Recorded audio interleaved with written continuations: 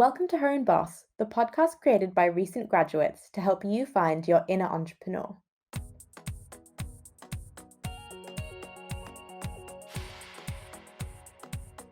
Her Own Boss is created by Anissa, Ben, Sarah, Megan, Lucy, and me, Nikki.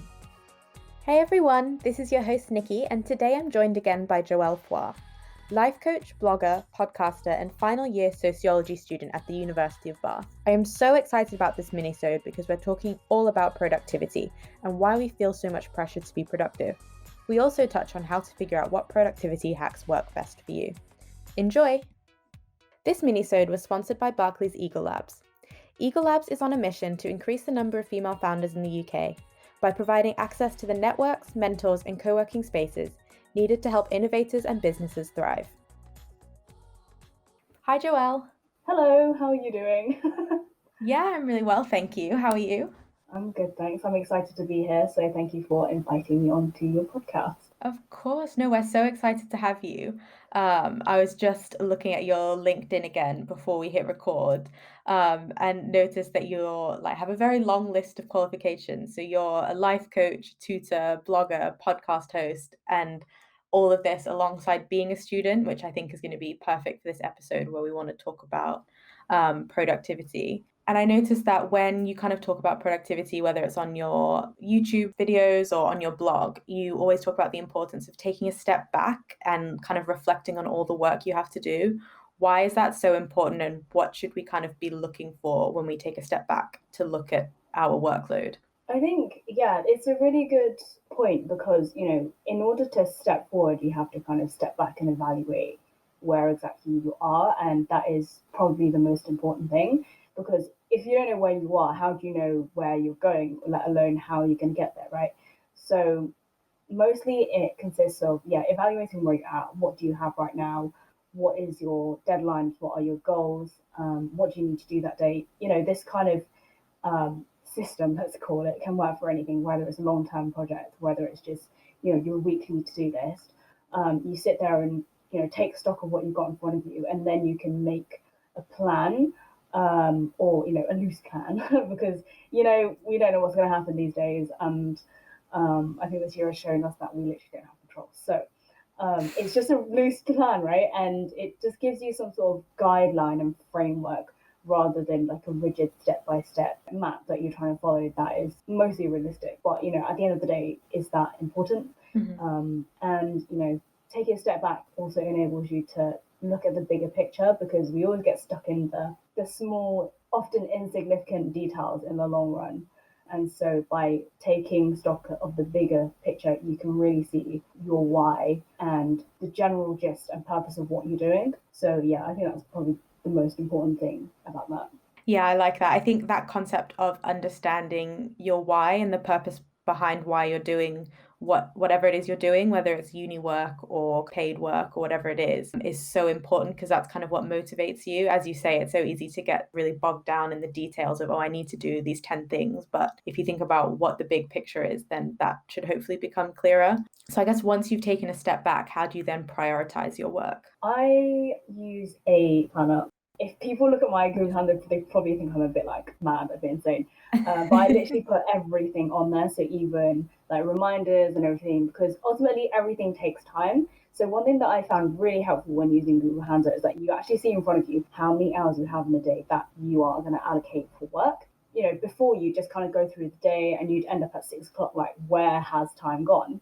Whereas when you can see exactly how much time you have, you are like, okay, I'm going to be more intentional with my time. Or that's theoretically where I'd like to be, being really intentional by allocating 2 hours, I'm going to do this, 1 hour, I'm going to do this. And for me, the way I do this is by theming my days. So I've got uni days for reading, lectures, prep work, whatever else it might be.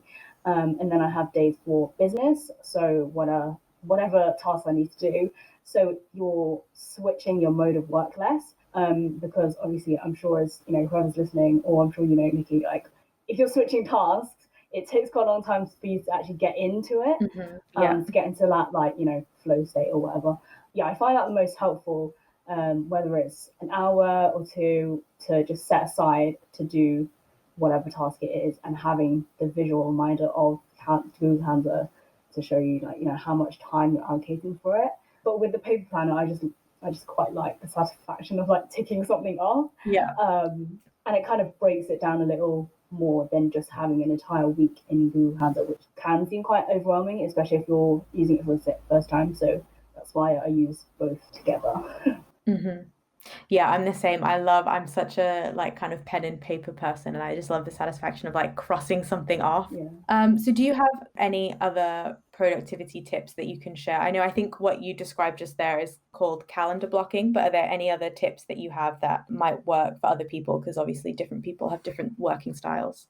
Yeah. So for me, I think one thing that is really distracting for a lot of people is your phone, or I always have like a million Chrome tabs open. It's really bad.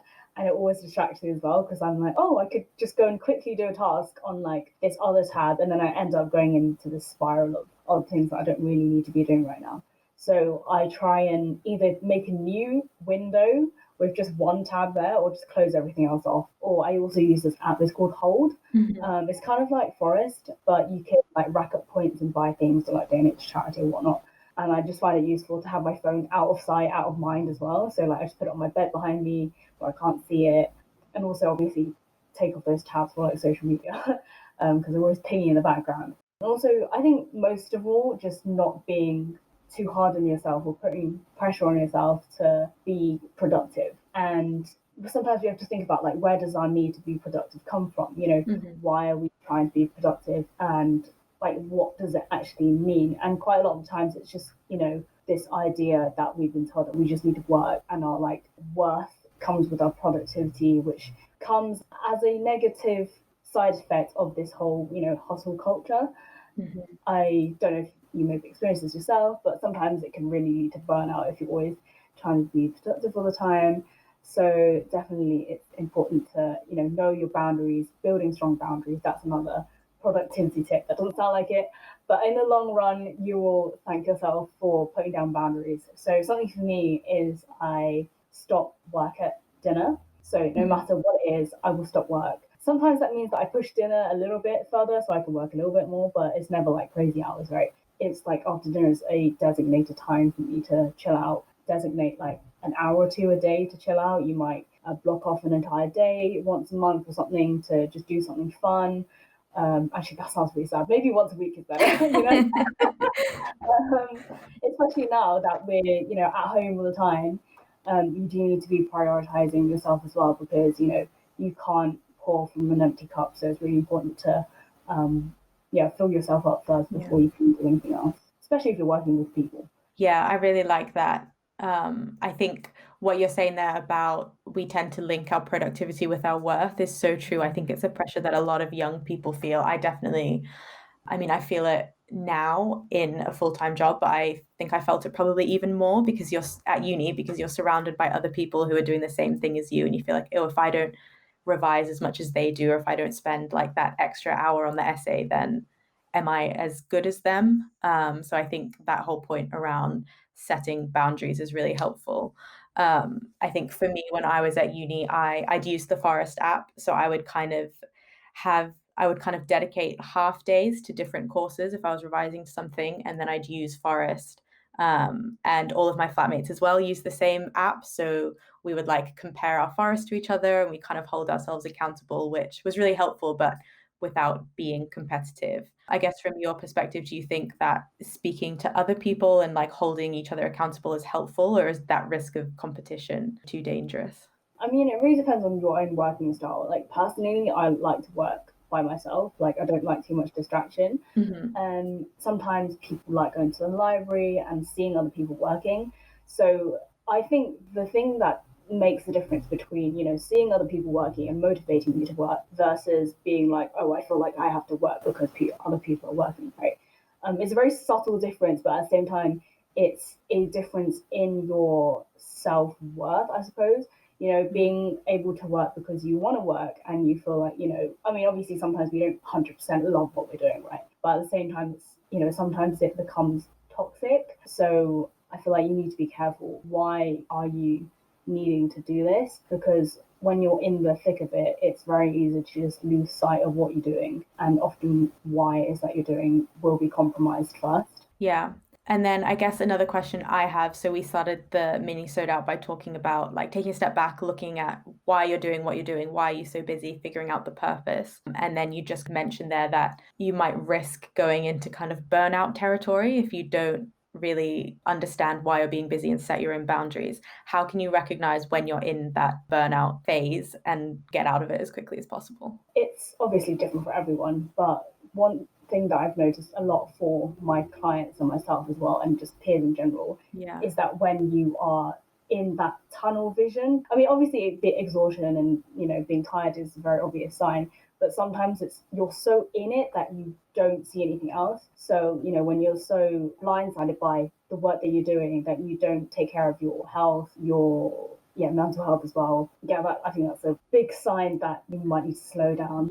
Yeah. But most of the time we don't see it until we're in it. So it's good to practice evaluating where you're at, once in a while, maybe once a week or something, to take stock of where you are mentally, physically, emotionally, so that you don't end up in that place. And sometimes you will. I mean, that's inevitable, but, it's good to step back. Yeah. Definitely. Awesome. That's been super helpful. So I guess to kind of summarize how to maintain your productivity is a lot about taking a step back, figuring out why you're so busy, what I guess you want to be focusing your energy on, where you want to set your boundaries, and then working out what styles work best for you. So some of the ones we covered were calendar blocking, timing yourself, working around other people to motivate and keep you accountable, but equally it could be just setting time for yourself. Are there any others that I've missed out there? No, I think that's a pretty good summary. Awesome. Thank you. Thanks for listening. Don't forget to leave us a review and let us know who else you'd like us to interview. You can find out more about us by searching Her Own Boss Podcast on Instagram and LinkedIn.